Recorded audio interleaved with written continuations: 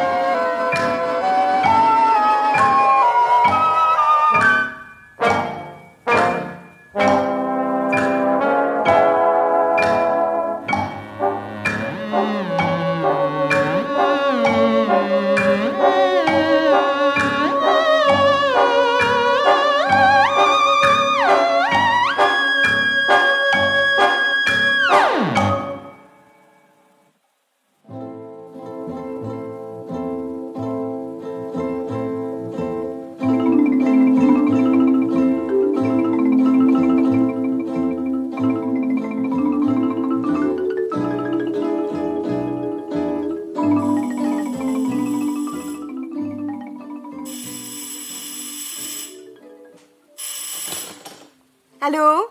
Allô? Oui, madame? Oui, l'agence immobilière Crouzet. Notre annonce de ce matin? 5 pièces, tout confort, avenue Mozart. Oui, madame. 160 mètres carrés, madame. 2 salles de bain, belle réception, une jolie terrasse.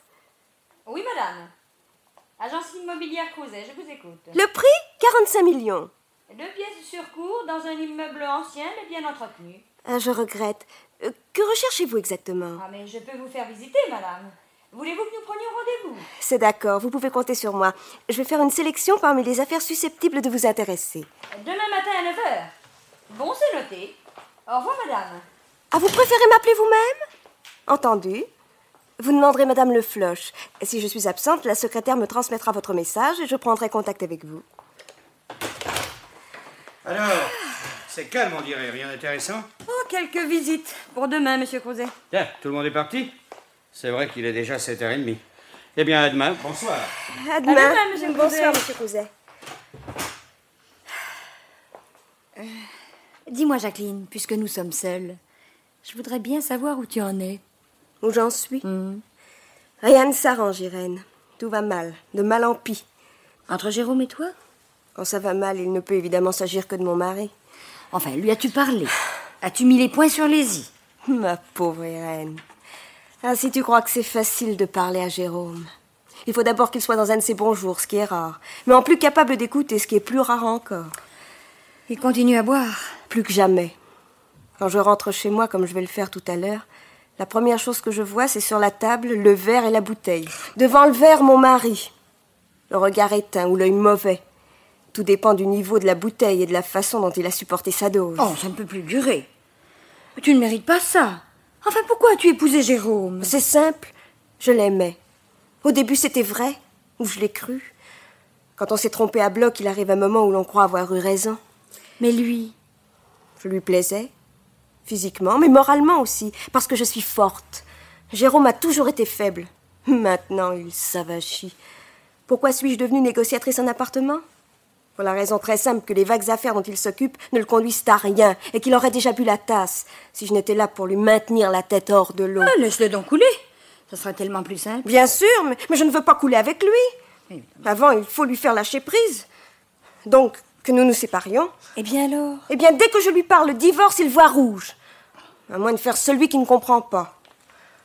Je suis bonne à tout, et ça bonne à tout faire. À cette différence près que je n'ai pas le droit de lui flanquer mes 8 jours. Tu m'as pourtant dit que ton avoué... Oh, mon avoué, comme tous les avoués. Il attend le moment favorable, comme il dit. Quel moment favorable? Celui où Jérôme se mettra dans son tort. Dans son tort? Mais il les a tous. Il n'en a aucun. Pour divorcer, il faut être 2. Comme il fait le mort, je suis seule, je ne peux pas l'obliger à divorcer, car il est bien trop malin pour me donner une arme dont je pourrais me servir. Ouais, c'est cousu de fil blanc. La justice s'appuie sur des textes. Et le code Napoléon a été fait par et pour les hommes. Ah, je pars battue d'avance. À moins que... Dis-moi, et lui, enfin l'autre, qu'est-ce qu'il pense de tout ça? François, il piaffe. Sans la résistance passive de Jérôme, il y a longtemps que je ne serai plus Madame Le Floch, mais Madame Clerval. Ah, il devrait quand même y avoir un moyen. Il n'y en a qu'un, lui faire peur. Jérôme fait des phrases, mais pour le reste, zéro. Il faut dégonfler cette baudruche. Mais alors fais-le. Je m'en sens incapable. Seul François pourrait. Nous en avons déjà parlé. Ah, qu'est-ce qu'il en pense? Puisqu'il n'y a rien d'autre à faire, il est pour à 100%. Ah, ce ne serait pas une mauvaise solution. S'il allait le voir. Maintenant qu'il est décidé, il va lui tomber dessus à l'improviste. Oh, c'est justement ce qui m'inquiète. Pas pour Jérôme, mais pour François. Mais tu m'as toujours dit que Jérôme était un lâche. Justement. On ne sait jamais ce dont un lâche est capable. Un coup en traître est si vite parti. Ah, tu ne connais pas Jérôme? Non, mais je connais François puisque tu nous as présenté.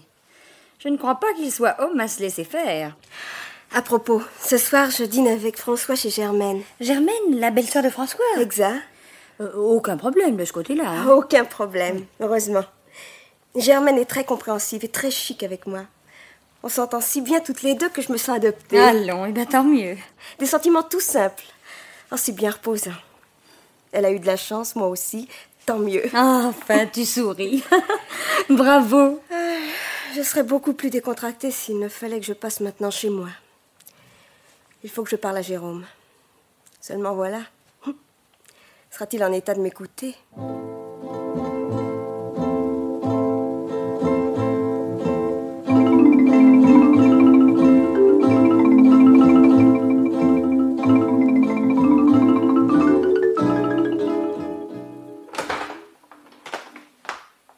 Ah, tu es là? Je suis là. Bonsoir, Jacqueline. Bonsoir, Jérôme. Tu sors, évidemment. Tu bois, évidemment. Et chacun tue le temps comme il peut. Tu as tes affaires et j'ai mes ennuis. De nouveaux ennuis ou toujours les mêmes? Oh, la suite des mêmes, si tu veux. Un nouveau juge d'instruction veut fourrer le nez dans mes affaires. Tu finiras en prison. Tu constates ou tu fais un vœu? Je suis pressée. Et tu es hargneuse. Ça te gêne? Va-t'en. Où? N'importe où, ailleurs. Et qu'est-ce que j'y ferai dans ton ailleurs? Rien.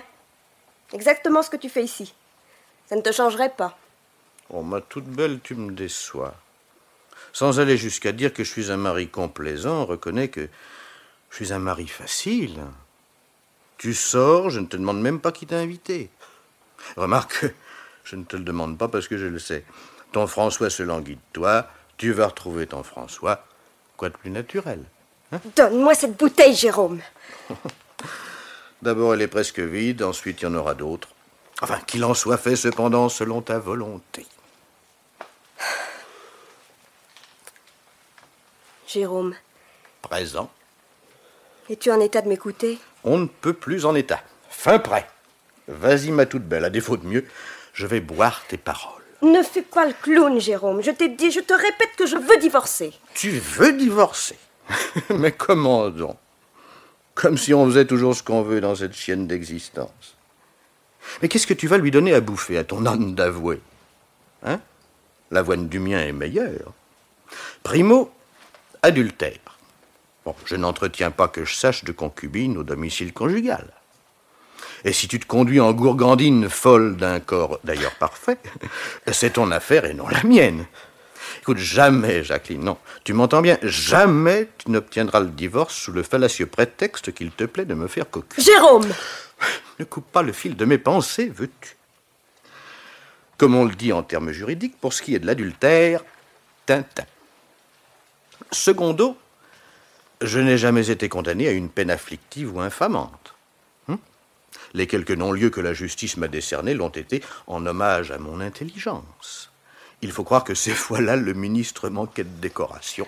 Si c'est une question de gros sous, je suis absolument... Tu me navres.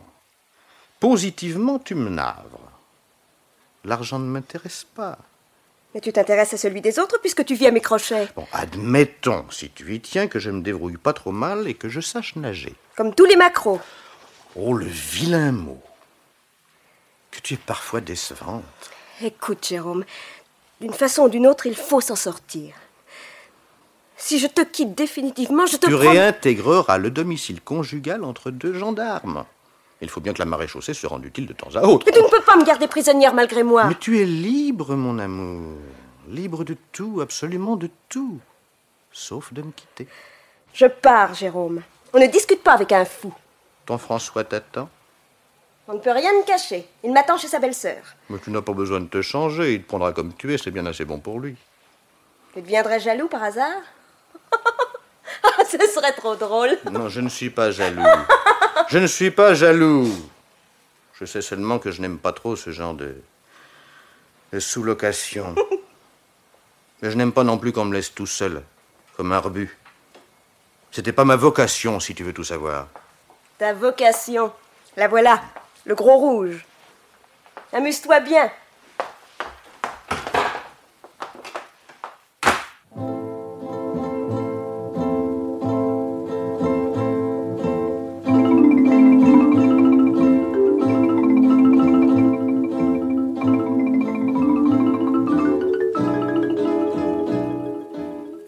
Whisky, François. Merci, Germaine. Puisque Jacqueline va arriver d'une minute à l'autre, attendons-la. Vous avez raison. Ah, j'ai oublié de vous dire que j'ai reçu ce matin une lettre de Roger. Qu'est-ce qu'il devient, votre fils?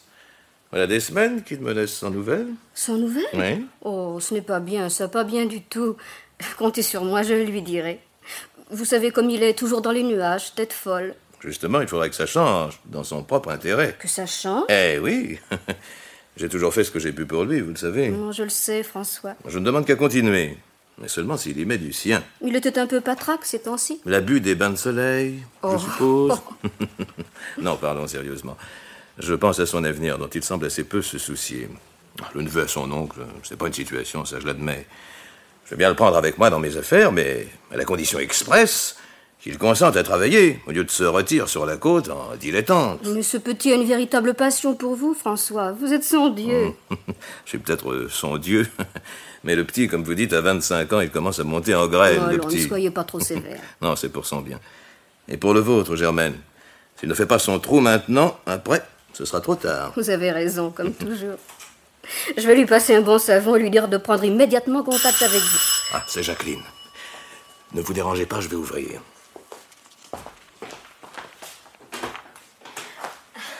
Bonsoir, chérie. Bonsoir. Pas trop fatigué? Ça va. Nous vous avons attendu pour prendre un whisky, ma petite Jacqueline. Je vous sers. Oui, Germaine. Merci. Encore un peu d'eau. Là, c'est parfait. Alors, contente des affaires. Je ne me plains pas. Moi, je trouve votre métier passionnant. Négociatrice. Ah, évidemment, il faut avoir le don. Jacqueline fait bien tout ce qu'elle fait, elle a le sens du contact. Elle est intelligente. Consciencieuse. Eh, là, vous deux. Je sens que je devrais rougir, mais je n'y arrive pas. Manque d'entraînement ou manque d'esprit d'à propos. Alors, ce mariage. Ah, s'il ne tenait qu'à nous. Il y a longtemps que je serai votre belle-sœur, Germaine. Mais toutes les difficultés ne sont pas encore aplanies. La principale subsiste. Son mari. Celui-là, il est du genre coriace. Un jour ou l'autre, il faudra que je me décide à le descendre. Oh, vous avez tort d'employer des mots pareils, François, même en riant. C'est que je ne ris pas du tout, Germaine. Je n'en ai pas la moindre envie. À plus forte raison. Admettez qu'il arrive un accident à Jérôme. C'est la grâce que je lui souhaite, sans fleurs ni couronne. Je prends vos menaces pour ce qu'elles valent, heureusement. Avec moi, ça n'a pas d'importance. Mais pensez aux autres qui pourraient avoir entendu et, le cas échéant, se souviendraient.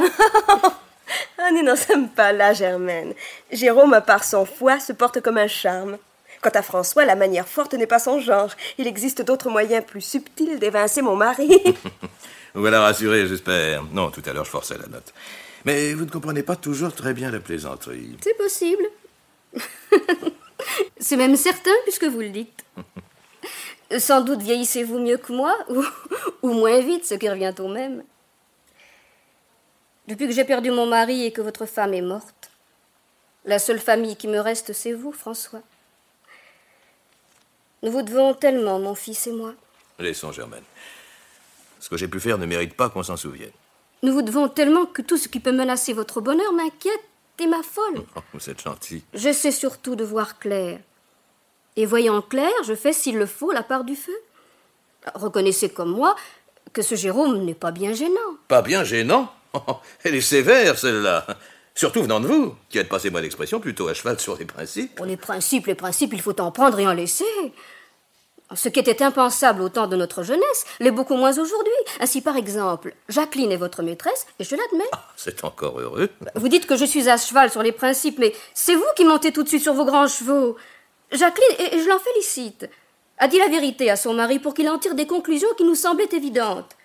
Or, ce Jérôme, contre toute attente, se désintéresse de la question. S'il s'en désintéresse, pourquoi n'en ferions-nous pas autant? C'est évidemment un point de vue, mais... Un point de vue parfaitement défendable. Ce qui compte, c'est l'essentiel.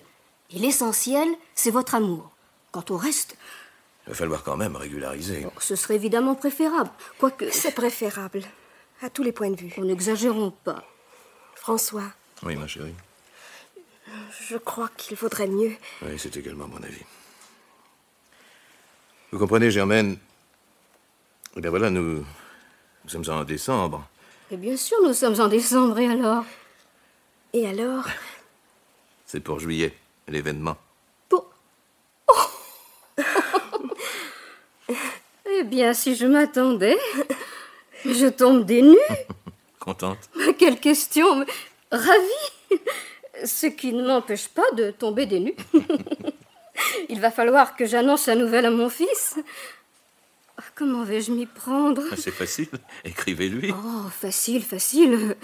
Vous connaissez Roger, François, c'est un émotif, un sensitif. Il vous considérait comme son père depuis la mort du sien. Mais pourquoi compliquer les choses? Rien ne sera changé. La famille s'agrandit, c'est tout. Je suis maladroite, c'est l'émotion. Je vous comprends, Germaine. Je crois même que je vous comprends très bien. Sans être d'une santé délicate, Roger a besoin de ménagement. C'est d'ailleurs pourquoi il vit sur la côte. L'air de Paris ne lui valait rien. Et il aime le soleil. Votre fils, c'est son droit. Comme c'est mon droit de revenir à la légalité. Même si Jérôme ne le veut pas. Je vous ai dit mon point de vue, mais s'il faut m'incliner, je m'incline. Espérons que Jérôme en fera autant. Mais il ne pourra pas faire autrement, Germaine. Enfin, on verra. Attendons. Si nous passions à table. Bonne idée. Il faut que je prenne des forces avant d'affronter ton mari, Jacqueline. Demain, au début d'après-midi, je me pointe chez ton Jérôme. Fais-moi confiance, ça va barder.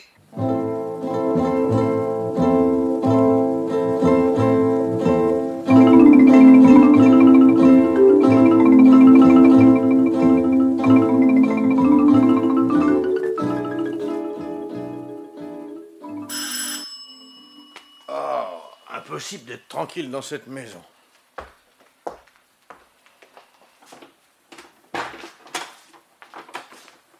Monsieur Jérôme Lefloche? C'est moi. À qui ai-je l'honneur? Clerval. François Clerval. Puis-je vous demander quelques minutes d'entretien? Mais commandons. Entrez, cher monsieur, entrez. Vous êtes le bienvenu. Asseyez-vous. Prenez un siège, les cigarettes sont à côté de vous. Ah. Monsieur, je suis... Croyez-vous à l'instinct? Moi, j'y crois. Vous venez de vous asseoir instinctivement à la place que préfère Jacqueline. Car c'est bien d'elle que vous désirez m'entretenir, n'est-ce pas? Exactement. Je sais, croyez-le bien, tout ce que cette entrevue peut avoir de désagréable. À quel point elle peut être pénible, gênante. Ah, pour vous, peut-être, pas pour moi. Deux hommes aiment la même femme. Voilà le type de situation dont les romanciers abusent, mais la vie n'est-elle pas un roman? Il n'y a rien là qui puisse diminuer notre estime réciproque, même si une certaine morale, dite bourgeoise, n'y trouve pas son compte. Nous sommes décidés, Jacqueline et moi... D'ailleurs, à propos de morale, je vous dois une confession. Je suis, si j'ose dire, assez vieux jeu en la matière. Je dis bien vieux jeu et non vieille France, car je ne saurais approuver les licences qui ont marqué certaines époques. Enfin, ne croyez pas cependant que ma rigueur soit à ce point austère qu'elle m'empêche de comprendre certains égarements, voire de les excuser. Mais pardonnez-moi si je vous ennuie. Oh, vous ne m'ennuyez pas. Non, je voudrais seulement savoir où vous désirez en venir. Ah, ceci, monsieur. La personne dont nous parlons a eu, sans en médire, un nombre plutôt considérable d'aventures. Et loin de moi la pensée de vous distribuer un numéro, comme dans tout vestiaire bien tenu. Ah non, ça je vous en prie, hein. Je ne vous choquerais-je par hasard? Ou ne seriez-vous pas au courant de liaisons dont le moins qu'on puisse dire est qu'elles m'ont convaincu tout autant de leur nombre que de leur brièveté? Je vous défends de parler avec une telle légèreté. Mais la légèreté du ton sied aux femmes légères. Une passade après tant d'autres ne mérite pas qu'on dramatise. Sans dramatiser, on se doit de parler gravement d'une chose grave. Je suis au courant. Jacqueline m'en a soufflé 2 mots. Elle voudrait divorcer. Voilà. Et qui pouvons-nous? Eh ben, c'est son droit le plus strict. Très heureux de vous l'entendre dire. Un arrangement amiable vaut mieux qu'une procédure. Nous nous entendons mal, cher monsieur. Il ne saurait être question de l'un ou de l'autre. Jacqueline, et je crois la connaître mieux que vous, m'est toujours revenue, et me reviendra toujours. Je me dois de la défendre contre ses égarements et de la soustraire au mauvais berger. Oui, en clair, c'est d'ailleurs ce qu'elle m'a dit. Elle exige d'être libre, mais vous vous y refusez. Ah, je suis contre le divorce d'une façon générale. Mais plus encore s'il s'agit de mon cas particulier. Car vous êtes seul en cause. Jacqueline ne compte pas. Elle et moi ne faisons qu'un, pour le meilleur et pour le pire. Le meilleur est passé. Le pire, vous y êtes. Voyez-vous ça? Vous y êtes. Puisque vous me forcez à entrer dans le vif du sujet, parlons de votre avenir personnel, à défaut de celui de Jacqueline, que je vois assez bien. Mon avenir, il tient en 3 mots. Attendre, croire, espérer. Attendre, c'est facile à dire. Mais où attendre? Mais ici, tout simplement. Enfin, réfléchissez, ce n'est pas possible. Ah, curieux, mais intéressant. Et pourquoi ne serait-ce pas possible? Mais l'appartement que vous occupez a été loué au nom de Jacqueline. Elle va en donner congé, liquider les meubles, qui, vous le savez aussi, lui appartiennent. Non, vous avez une imagination délirante, cher monsieur. Et où donc m'envoyez-vous cacher ma peine et cuver mon chagrin? Et à l'hôtel, pourquoi pas? Autrement dit, vous m'envoyez au coin comme un enfant passage. Là ou ailleurs, vous vous débrouillerez à votre convenance, ou selon vos moyens, que je présume limités. Vous me direz qu'avec du courage, on s'en sort toujours. C'est mon avis. Voilà si longtemps que vous économisez le vôtre que vous devriez en avoir à revendre. Enfin, monsieur, il faudrait s'entendre. Mais je suis ici pour ça. J'aurais pu ne pas vous recevoir, mais je vous reçois. J'aurais pu me boucher les oreilles ou penser à autre chose, mais je vous écoute. Je pourrais relever vos propos en ce qu'ils ont de malsonnant, mais je ne le fais pas. Je pourrais vous flanquer à la porte, mais puisque vous êtes mon hôte, je suis tenu aux marques extérieures de la plus stricte urbanité. Aussi me contenterai-je de vous dire que j'ai apprécié votre baroud d'honneur et qu'à part le coût de l'appartement, qui manquait d'élégance, nous nous sommes si bien compris qu'il vaut mieux nous séparer avant d'en venir comme des hommes de peu aux propos blessants. C'est fini, le blablabla? Non, vous vous égarez. La sortie, c'est par là. Je vous préviens d'une chose. Ça ne m'étonne pas de vous. Vous êtes la prévenance personnifiée. D'ailleurs, je le dirai à Jacqueline, ça lui fera plaisir. J'ai jamais aimé le cirque. Les clowns m'embêtent et les voyous me dégoûtent. Comme vous avez raison. Et j'en ai autant à votre service. Vos scrupules? Eh, c'est vrai, j'en ai.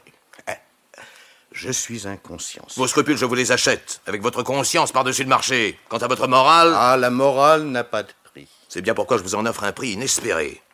Tout vieux jeu aux vieilles France que vous soyez, vous conviendrez avec moi que payer, disons, 5 millions pour ce qui vaut 0 représente la meilleure affaire que vous ayez jamais traitée dans toute votre existence de carambouilleurs et d'escrocs. Ah, vous devenez pénible. Je vous donne 5 millions cash, plus l'appartement, plus les meubles. C'est à prendre ou à laisser. Ah, vous êtes rapide en affaires. À prendre ou à laisser. Voyez-vous ça. Oh, votre offre est généreuse. Pas si généreuse qu'elle ne saurait être gratuite. Et que devrais-je vous remettre en échange de vos bienfaits? Vous aurez le chèque contre l'engagement signé par vous d'accepter le divorce et de faire en sorte que nous n'entendions plus parler de vous. Une seule réponse, oui ou non. Oui ou non. Dépêchez-vous, ma patience a des limites. Hélas, cher monsieur, la mienne aussi. Nous ne parlons pas la même langue. Vous savez ce que vous voulez, mais je sais aussi ce que je veux. Moi, je veux Jacqueline. Et j'ajouterai tout comme vous que c'est mon dernier mot. Parfait. La situation s'éclaircit. Et c'est tant mieux. Je ne pensais pas que vous me forceriez à faire usage de moyens qui me répugnent. Mais s'il vous répugne, cher monsieur, écoutez votre conscience et taisez-vous. Ma conscience me dicte justement ce que je devrais faire. Vous écraser. Mais c'est la moindre des choses. Mais avant le carnage, dois-je prendre une assurance vie ou appeler police secours? N'appelez pas la police, c'est inutile. Vous voyez bien. La police, c'est elle qui viendra vous cueillir. De plus en plus fort. Du travail sans filet.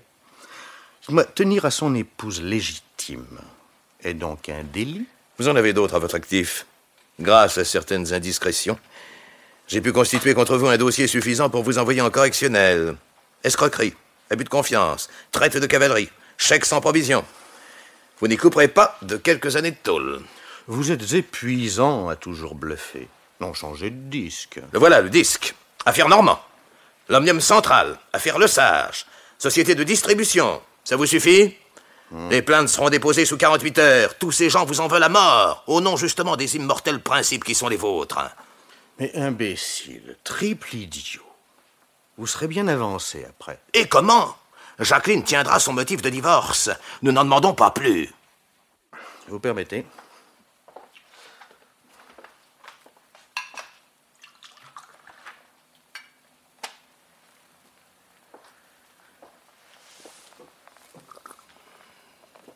Alors? Alors voilà, qui demande réflexion. Il faut que j'étudie tout cela à tête reposée. L'autre... Quoi l'autre? L'autre offre tient toujours? Pour le moment, oui. À condition de faire vite. Combien de temps? Je vous donne 48 heures. Pour la remise du chèque? Pour la signature des papiers. Le chèque suivra. Ben, qu'est-ce qui me prouve? C'est à prendre ou à laisser. 48 heures, compris? Maintenant, nous n'avons plus rien à nous dire. Je m'en vais. Ne me reconduisez pas, surtout, je connais le chemin. Bonsoir.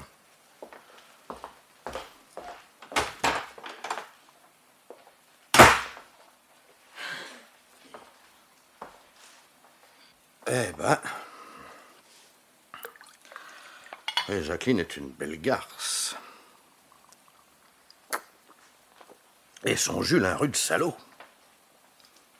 Et le chèque suivra, qui dit. Qu'est-ce qui me prouve qu'il suivra, le chèque? Ouais. Il veut m'avoir, c'est tout, comme le dernier des abrutis.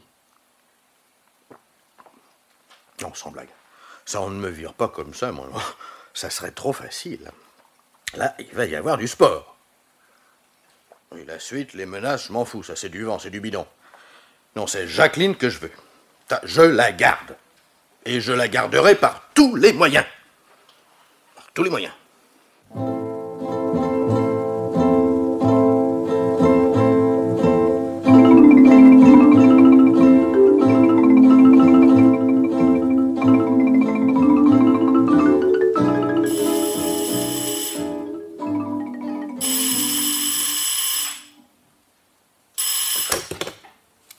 Allô? Oui, madame, l'agence immobilière Crouzet. L'appartement de la rue Rémusat.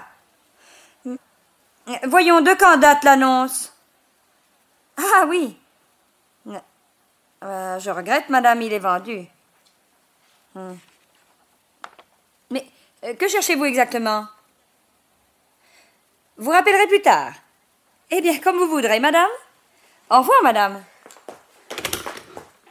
Ah, bonjour, Jacqueline. Bonjour. Je ne t'ai pas vue ce matin. C'est vrai que tu avais des clients. Toujours rien pour mon avis Mozart? Si, justement. Ah, J'ai pris un rendez-vous pour toi. Tu le fais visiter à 5 heures. quand même. Oh, sincèrement, ce qui fait son charme à cet appartement, c'est la vue. À 5 heures, il fera nuit, c'est fichu d'avance.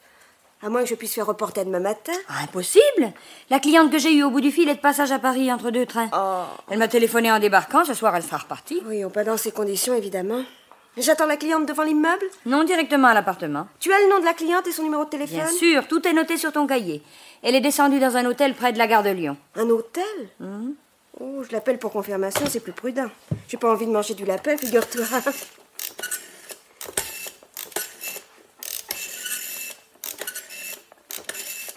Allô? Allô? Pourrais-je parler à Madame Neuville, s'il vous plaît? Elle est sortie. Savez-vous quand je peux la toucher? tard dans la soirée sans garantie, car elle ne repassera peut-être pas à l'hôtel avant de reprendre son train. Ah ah. Un message? Non, c'est inutile, j'ai rendez-vous avec elle cet après-midi. Merci, monsieur. Ah, ben ça correspond avec ce qu'elle m'a dit au téléphone. Elle a laissé sa valise à la consigne et n'est descendue à l'hôtel que pour prendre un bain. Et se reposer 1 heure ou 2 avant de faire des courses. Tu vas voir, tu vas le vendre, ton 5 pièces, ça chauffe. Dis donc, et tes affaires personnelles, où en es-tu?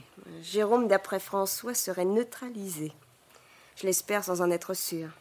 Le connaissant bien, je suis certaine qu'il est en ce moment fou furieux, qu'il nous en veut à mort, qu'il se vengerait s'il en avait les moyens. Mais il n'en a pas. Et il le sait. Bon, tu as raison. Mon imagination me joue des tours. En somme, je devrais être parfaitement tranquille et détendue. Évidemment, puisque tu touches au but. Heureuse. Je suis ravie. François est ravi. Germaine est ravie. C'est le bonheur parfait. À propos de Germaine, nous avions l'intention, François et moi, de l'inviter ce soir au restaurant. Il faut que je trouve le temps de faire un saut chez elle. Mais téléphone-lui donc, c'est tellement plus simple. J'ai essayé, elle n'était pas rentrée. Bon, aucune importance. Si je n'arrive pas à la joindre, je laisserai un mot dans sa boîte, ce sera suffisant. Germaine n'étant pas fille à rentrer chez elle à des heures indues. Elle est adorable, tu sais. Mais entre nous, elle fait un peu vieille fille. François prétend qu'il l'a toujours connue comme ça et qu'elle ne vieillira pas puisqu'elle n'a jamais été jeune. Ah, si seulement elle s'arrangeait un peu. Aucune coquetterie. C'est dommage car, tu sais, elle est pas mal, hein. Pas mal du tout. Mais enfin, le principal pour toi, c'est qu'elle soit adorable. Je dis qu'elle est adorable parce qu'elle m'aime bien, que dès le premier jour, elle m'a adoptée. Au fond de ma part, c'est de l'égoïsme. Je l'aime pour moi plus que pour elle. Qu'est-ce que tu en penses? Je pense que tu fais un complexe de culpabilité et que tu as bien tort de couper les cheveux en 4. Dis donc, pour ton rendez-vous de 5 heures, pense à prendre les clés, hein? C'est fait, elles sont dans mon sac. Je file les rênes. À partir de maintenant, c'est la course contre la montre. Germaine d'abord, l'avenue Mozart à 5 heures, enfin une demi-heure plus tard, mon second rendez-vous, rue de Livette. Heureusement que l'avenue Mozart et la rue de Livette sont à 2 pas. Hein. Ah, j'oubliais de te dire pour l'avenue Mozart. Odile le fait visiter à un autre client 1 heure après toi. Ah bon? Autrement dit à 6 heures. Alors qu'est-ce qu'on fait pour les clés? Oh ben, ma visite faite, je les laisserai chez la concierge. Odile n'aura qu'à les prendre chez elle. Hein. Bon d'accord, je le lui dirai. Oh sapristi, il est plus de 4 heures. Je me sauve. À demain, toi.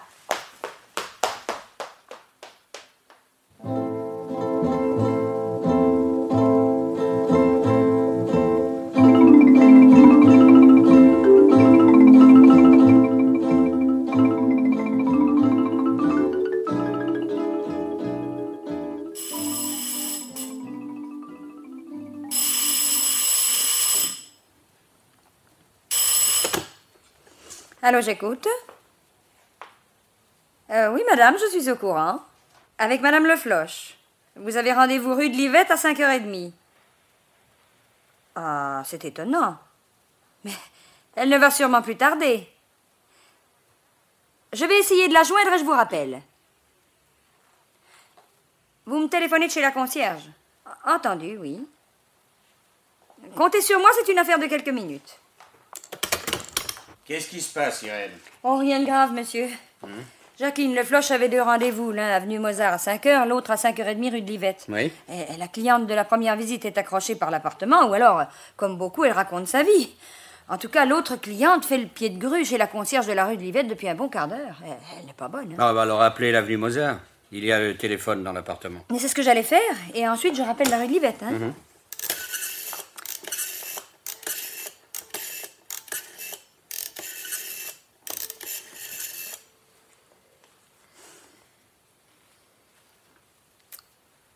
Ça sonne.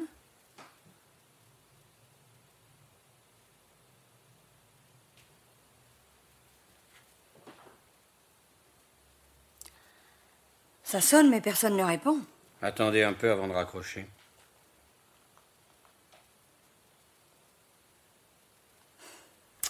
Oh, il n'y a pas d'erreur, elle est partie. Oui, d'accord, mais depuis combien de temps? L'immeuble a le téléphone. Ah, attendez, oui. Eh bien, alors appelez la concierge, nous serons fixés.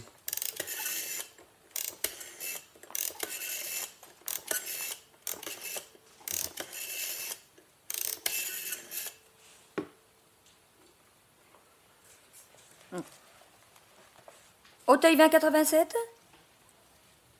Madame la concierge? Ici l'agence immobilière Crouzet. Bonjour madame. Une de nos négociatrices a fait visiter l'appartement à 5 heures. Oh, oui, c'est ça. Savez-vous s'il y a longtemps qu'elle est repartie?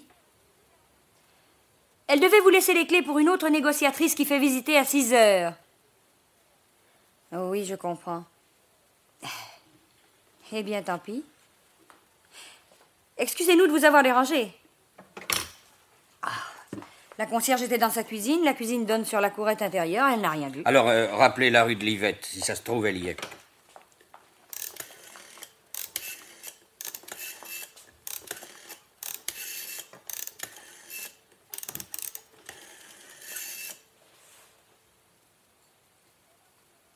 Allô, ici l'agence immobilière Crouzet, madame la concierge. Savez-vous si... Oh, oui, bien entendu, je ne quitte pas. Elle me passe la cliente. D'accord. Oui, madame? Madame Le Floch n'est toujours pas là? Ah, c'est ennuyeux, bien sûr, très contrariant. Mais justement, non, je n'ai pas pu la joindre. Elle était déjà partie. Ouais, elle doit avoir de la peine à se garer, vous savez, le stationnement à l'époque actuelle, hein. Merci, madame, vous êtes très aimable. Entendu. Bon, pas trop furibonde? Oh, pas trop, la bonne moyenne. Tout va s'arranger, c'est peut-être même arrangé à l'heure qu'il est. Oh, déjà 6 heures. J'ai encore quelques coups de fil à donner. Eh ben, ça sera pour tout à l'heure. Allô, oui? Oui, c'est moi. Qui est à l'appareil? Odile? Comment? Comment? Oh, ben ça, par exemple. Ah, je pense comme vous. Ne quittez pas, Odile, je tiens Monsieur Crouzet au courant. Encore un pépin? Odile devait faire visiter l'avenue Mozart à 6 heures, autrement dit maintenant. Jacqueline devait laisser les clés chez la concierge, or elle n'y sont pas. Bon, ben, elle était en retard, elle s'est énervée, les clés sont dans son sac. Mais non, monsieur. Mais qu'est-ce que vous en savez? La voiture de Jacqueline est toujours garée devant l'immeuble. Hein? Mais oui, c'est ce que vient de me dire Odile. Je l'ai toujours au bout du fil. Bon, eh ben, dites-lui qu'elle m'attende, je serai sur place dans un quart d'heure. A-t-elle au moins sonné à l'appartement? Oui, monsieur, mais c'était comme pour nous il y a 20 minutes au téléphone, personne ne répondait.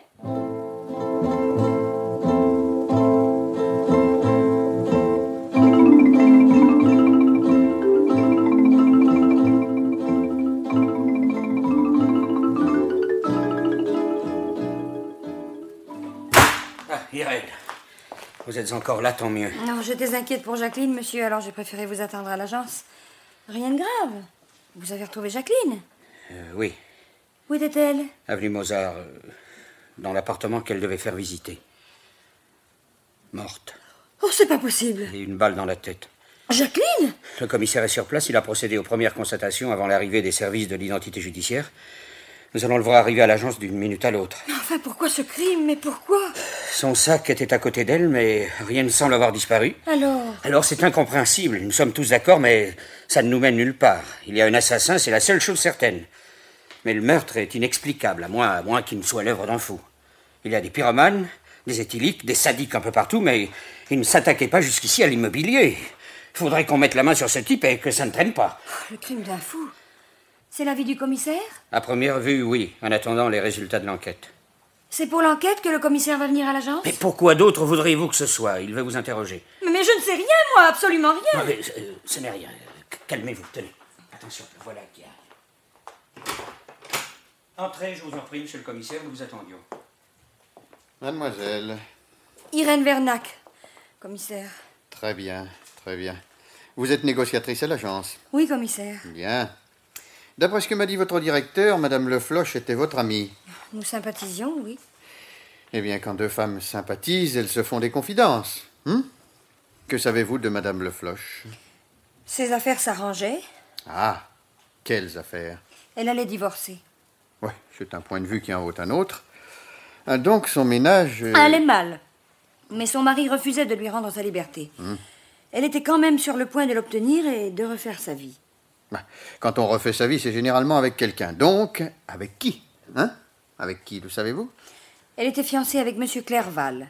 François Clerval. François Clerval. Vous avez son adresse? Voilà. Merci. Je verrai donc le mari d'abord, le fiancé ensuite. Madame Le Floch ne semblait pas avoir ces temps-ci de soucis particuliers, non? À part son mari, non. Vous venez de me dire que ses affaires s'arrangeaient. Elle avait peur de Jérôme. Jérôme, c'est le mari. Oui, commissaire, il a cédé parce que François Clerval lui a mis le couteau sur la gorge et qu'il ne pouvait pas faire autrement. Mais Jacqueline craignait ses réactions, elle me l'a dit. Intéressant, mais... Je crois savoir ce que vous pensez, commissaire. Pour abattre sa femme, avenue Moser, il aurait fallu qu'il soit au courant de ses rendez-vous. Or, il ne les connaissait pas. Certainement non. Oui, remarquez, il a pu la suivre ou la faire suivre. Et en voiture, avec les embouteillages. C'est impossible. Oui. Il a pu téléphoner ou faire téléphoner à la parution d'une annonce. Au fait, combien avez-vous de lignes à l'agence? 12, monsieur le commissaire. Une par négociatrice. Dans ces conditions, autant chercher une aiguille dans une meule de foin. Pardon, chaque négociatrice a sa ligne personnelle dont le numéro figure sur ses publicités. Oui. Et cet appartement de l'avenue Mozart, Madame Le Floch l'avait depuis longtemps? Presque un mois, à raison de 2 annonces par semaine. Et Madame Le Floch avait un rendez-vous pour le faire visiter. Quand a-t-elle pris ce rendez-vous? Aujourd'hui même. Mais comme elle était absente, c'est moi qui ai décroché sur sa ligne et pris la communication. La voix ne vous a rien rappelé? Rien si vous pensez à Jérôme Le Floch. C'était une voix de femme comme tant d'autres. La cliente téléphonait d'un hôtel. Oui, pour son compte. À moins que... Enfin, nous examinerons ça de plus près. Comme toujours, dans ce cas-là, nous avons fait l'identité de notre correspondante. L'identité? Oui, nous rappelons le numéro qu'on nous a donné pour éviter les lapins dans la mesure du possible. Oui. La cliente, une certaine Madame Neuville, était sortie. Mais elle était bien descendue dans cet hôtel. Madame Neuville. Oui. Et elle est venue au rendez-vous de l'avenue Mozart? Vous m'en demandez trop, commissaire. Franchement, je n'en sais rien. Il y a des clients qui se ravisent au dernier moment sans se donner la peine de prévenir. Oui. Bon. Autre chose, quel était l'emploi du temps de Madame Le Floch en cette fin d'après-midi? Eh bien, elle devait essayer de joindre la sœur de son fiancé. Ensuite, elle avait ce rendez-vous avenue Mozart et puis un autre rue de Livette. Rue de Livette, oui, bien. Vous êtes absentée du bureau, mademoiselle? Et quand, commissaire? Cet après-midi, par exemple, entre 5 et 7. J'ai fait quelques courses, comme toujours. Oui. Je rentre aussi tard chez moi que tous les commerçants sont fermés. Mais pourquoi cette question? J'ai posé la même tout à l'heure à votre directeur. Mais dans notre métier, il faut une quantité de petits riens pour faire finalement un tout à peu près acceptable. Eh bien, je vous remercie. Le mari, le fiancé, la famille, l'hôtel, la cliente. J'ai du pain sur la planche. De quoi remplir ma journée de demain. À bientôt. Je vous tiendrai au courant, monsieur le commissaire.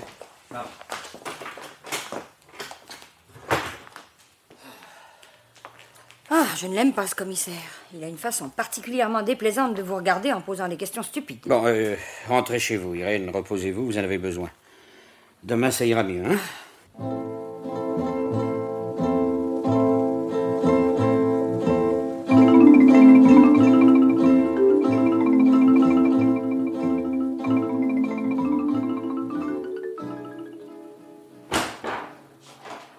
Monsieur Jérôme Le Floch?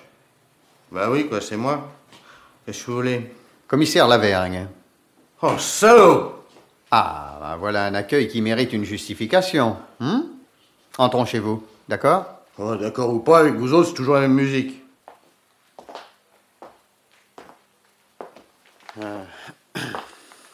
Nous disons donc que vous avez une dent contre la police. Non, le salaud, c'était pas pour vous. Ah bon? Mais pour qui alors? Pour l'autre. Le Jules de ma femme. C'est lui qui vous envoie, pas vrai? Je ne vois vraiment pas de qui vous voulez parler. Non, vraiment pas. Je croyais. Oui. Enfin, voilà un premier point théoriquement éclairci. Enfin, du moins pour le moment. Passons au second. Alors, c'est une revue de détail. De détail, si vous voulez. Où étiez-vous hier soir de 5 à 7? De 5 à 7. Ma foi, j'en sais fichtre rien. Répondez, où étiez-vous? J'étais... pour rien vous cacher, dans les vignes du Seigneur. Et je m'y trouvais magnifiquement bien. Ici, dans cette pièce, devant cette bouteille? Ici ou ailleurs. Quelle importance. Oui, enfin. Quand avez-vous rencontré votre femme pour la dernière fois? Je l'ai pas vue depuis que son Jules est venu me menacer à domicile il y a 2-3 jours. Quelque chose comme ça. Son Jules, c'est François Clerval, c'est ça? Si vous voulez. Une fameuse petite ordure. Mais quand vous êtes arrivé chez moi, j'ai cru que c'était Sagouin qui vous envoyait.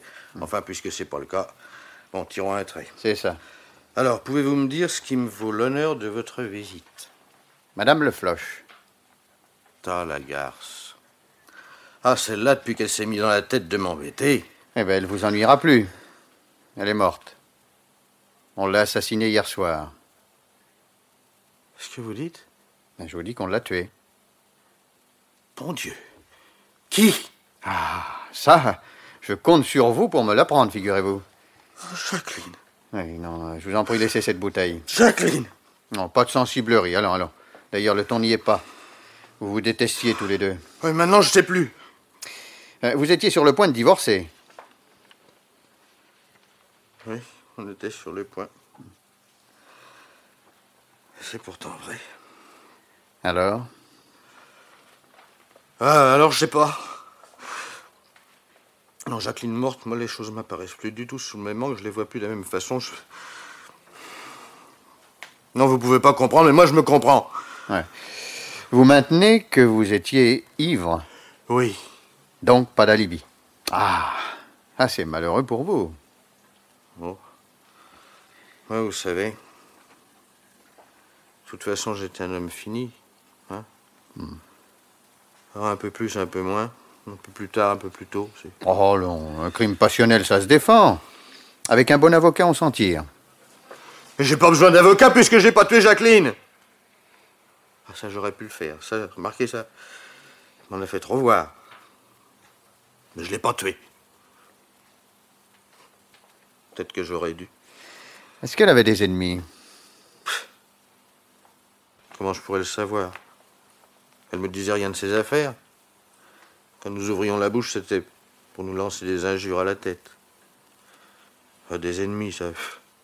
Elle devait forcément en avoir. Bon. Eh bien, restons-en là pour aujourd'hui. Mais dans votre propre intérêt, il faudra essayer de vous souvenir. L'ivresse à bandeau. Vous n'avez pas d'alibi, mais un mobile. Vous m'écoutez? Mais je vous écoute, oui. Mais je pense.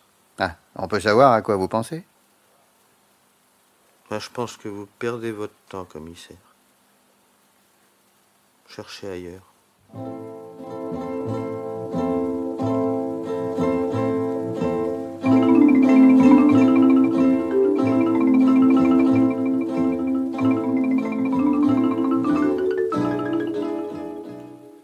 Comprenez-moi bien, monsieur Clerval. Et vous aussi, madame. Comprenez-moi bien, je ne prétends pas que Jérôme Le Floch soit un coupable certain, mais je dis que c'est un coupable possible. Si je suis venu vous voir, monsieur Clerval, c'est que je voulais connaître votre opinion sur cet homme dont la personnalité est assez, disons, décevante. Jérôme n'a jamais rien fait de ses 10 doigts, c'est un incapable prétentieux, un phraseur, un type dont l'idée maîtresse a été de se faire entretenir par sa femme. Mais je le crois incapable, par sa veulerie même, d'avoir tué Jacqueline de sang-froid. De sang-froid, d'accord, mais ivre. Non, il s'excitait en paroles, mais ça s'arrêtait là, oui. Quant au mobile dont vous me parliez en arrivant, il tombe devant les faits. Jérôme vivait au crochet de Jacqueline et n'avait donc aucun intérêt à tarir sa source de revenus. D'autre part, j'ai l'impression de me faire son avocat. Non, allez toujours. D'autre part, pour gagner du temps et le faire céder plus vite, j'ai employé tous les moyens, même les pires. Je me suis livré sur lui à une sorte de chantage. Eh oui, commissaire. Je ne vais pas entrer dans les détails, mais c'est ainsi.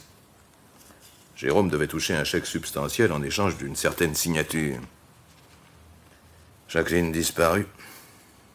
La signature est inutile. Et le chèque sans objet. Oui, je comprends. Jacqueline attendait un bébé, commissaire. Inutile de vous le cacher puisque l'autopsie vous l'apprendra. En la perdant, je la perds 2 fois. C'est atroce. Oh non, François, du courage. Je suis là, vous le savez bien. Ouais, je vous ai téléphoné dès que j'ai appris. Un quart d'heure après, vous étiez là, c'est vrai. Je me suis installée chez François, commissaire. J'y resterai aussi longtemps qu'il le faudra. J'ai télégraphié à mon fils, il va venir. François ne doit pas rester seul, surtout maintenant. Oui, bien sûr. Je dois maintenant vous poser à vous deux une question... Une question restée jusqu'ici sans réponse. Madame Le Floch avait-elle des ennemis? Certainement pas, commissaire. Mais certainement pas. Tout le monde l'adorait, à part ce Jérôme, bien entendu, que François défend, je ne sais trop pourquoi. Si Jérôme n'est pas l'assassin, ce qui reste à prouver. Le criminel ne peut être qu'un fou. Un fou. J'ai tout de suite pensé. Mais cette idée-là élargit le champ des investigations au lieu de le restreindre. Le métier de Jacqueline était dangereux. Je ne sais combien de fois je l'ai mise en garde. Un inconnu, la nuit, dans un appartement vide. Malheureusement, j'avais raison. Savoir cet homme en liberté, c'est effrayant. Bon, je ne vous ennuierai plus longtemps. Une dernière question, voulez-vous, pour confirmer ce qui m'a été dit? Oui, je vous écoute. Ces derniers jours, il ne vous a pas semblé que Madame Le Floch avait une prémonition, un pressentiment? Oh non, rien.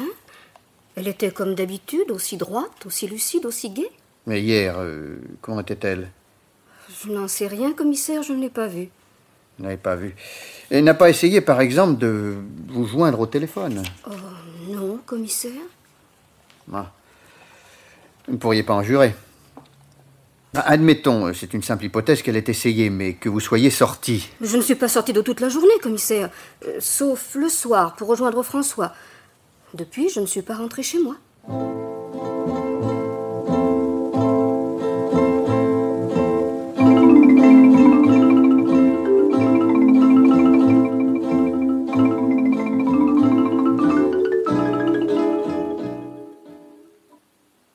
Germaine. Oui, François.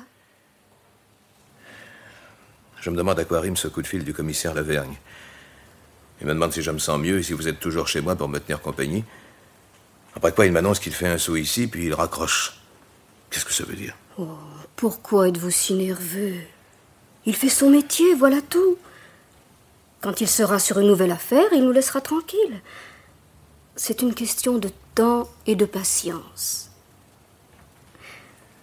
Savez-vous ce que je croirais sage? Dites toujours. Changez d'air. Partez vous reposer quelque temps dans le midi. Seul, vous savez. Toujours cette hantise de la solitude. Mais vous n'êtes pas seul puisque je suis là. Puisque je serai là. Puisque je serai là n'importe où. Et aussi longtemps que vous le voudrez. Voilà notre commissaire, espérons qu'il ne va pas s'incruster. Entrez, commissaire. Entrez donc. Bonjour, madame. Bonjour, monsieur Clerval. Bonjour, commissaire. Alors, il y a du nouveau? Oui et non. C'est-à-dire? C'est-à-dire qu'il y a des petites anomalies dans certaines déclarations. Des témoignages qui demandent à être éclaircis. Par exemple? Eh bien, par exemple, le jour de l'assassinat de Madame Le Floch. Vous n'avez pas bougé de chez vous, madame? C'est exact. Sauf, je vous l'ai dit, pour rejoindre mon beau-frère le soir, quand il m'a appelé. Bien. Et pourquoi n'avez-vous pas ouvert Madame Le Floch quand elle a sonné chez vous? Mais elle n'est pas venue. Je suis mieux placée que vous pour le savoir, il me semble. Alors, expliquez-moi ce que signifie ce mot que j'ai trouvé le soir même dans votre boîte aux lettres du rez-de-chaussée. 4h30. Désespérant de vous joindre, ma chère Germaine, je vous laisse ce billet en espérant que vous l'aurez suffisamment tôt pour venir nous retrouver. Nous vous attendons à dîner, François et moi, sans faute à 8h. Je suis l'adresse d'un restaurant. Voilà. Qu'en pensez-vous? Ce qu'il faut en penser. Ou Jacqueline s'est trompée d'étage. Ou je dormais. Ou la radio a couvert le bruit de la sonnerie. Oui, c'est possible. Autre chose, monsieur Clerval. Si vous aviez voulu téléphoner à Madame Le Floch le matin de ce jour-là, l'auriez-vous appelé à l'agence? Non, certainement pas. Jacqueline avait une matinée très chargée. Elle nous avait dit à ma belle-sœur et à moi qu'elle ne serait à l'agence qu'en début d'après-midi. Ah, vous vous en souvenez, madame? Vaguement. Pour moi, c'était sans intérêt. C'est également mon avis, commissaire. Vous permettez, monsieur? La cliente a téléphoné d'un hôtel. Pas de chez elle, ni d'un café, ni d'une cabine, car elle savait que l'agence rappelle toujours son correspondant pour s'assurer qu'il existe réellement à l'adresse donnée. Donc, la personne qui a téléphoné était très au courant des méthodes de l'agence et savait que Madame Le Floch serait absente, de sorte qu'elle ne risquait pas d'être reconnue. Mais où voulez-vous en venir, commissaire? À ceci. Vous n'étiez pas chez vous, madame, mais à l'hôtel d'abord, et n'importe où par la suite. En tout cas, je peux vous dire où vous étiez à 5h. Vous étiez avenue Mozart. Mais enfin, c'est de la folie. J'aurais tué Jacqueline, moi. Enfin, je tenais à elle plus qu'à tout au monde, puisque François l'aimait. Mais c'est vrai, commissaire. Vous faites lamentablement fausse route. Vos déductions ne reposent sur rien, on n'accuse pas sans preuve, enfin. À la description que j'ai faite de vous, madame, le portier de l'hôtel vous a reconnu. Il le confirmera au cours de la confrontation qui aura lieu tout à l'heure. Mais enfin, commissaire, vous savez aussi bien que moi que le meurtre de Jacqueline est l'œuvre d'un fou. D'un fou, oui, ou d'une folle. Oh, c'est trop fort, je m'en vais. Restez. Vous vouliez des preuves? Psychologiquement, j'en ai plus qu'il n'en faut. Si. L'arrivée de Jacqueline Nefloche dans la vie de votre beau-frère handicapait le présent et ruinait l'avenir. Pourquoi? Mais rien n'aurait changé. Monsieur Clerval vous aurait encore aidé.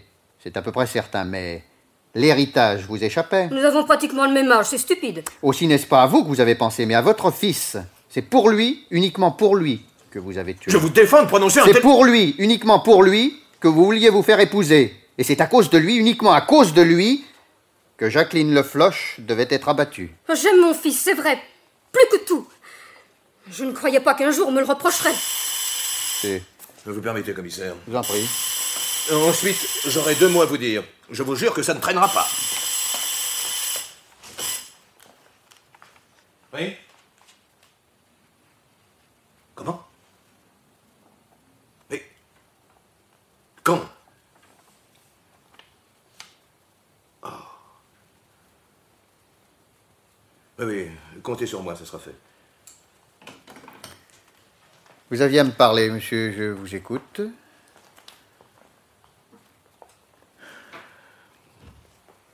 Ma pauvre Germaine. C'est la gendarmerie de Valence qui téléphonait. Roger Oui? Roger a eu un accident de voiture sur la Nationale 7. Grave. Très, oui. Oh, dites-moi tout, je veux savoir. J'ai le droit de savoir. Roger est mort, Germaine. Il a été tué sur le coup. Oh, mon Dieu. Avoir fait ce que j'ai fait. Et ça ne sert à rien. Le destin de ces retournements. Vous êtes ignoble. Mon fils est mort. Vous ne comprenez donc pas que mon fils est mort? Ce n'est pas juste. Jacqueline Lefloche aussi est morte. Et ça n'est pas juste non plus. Allons, vous feriez mieux d'avouer. Libérez-vous au point où vous en êtes. Allons. C'est moi qui l'ai tué, c'est vrai. Germaine. Enfin, vous n'avez pas pu faire une chose pareille. Mais pourquoi? Pourquoi? Je la détestais autant que j'aimais mon fils. C'est pour lui. Pour personne d'autre. Moi, je ne comptais pas. Oh, et puis à quoi bon?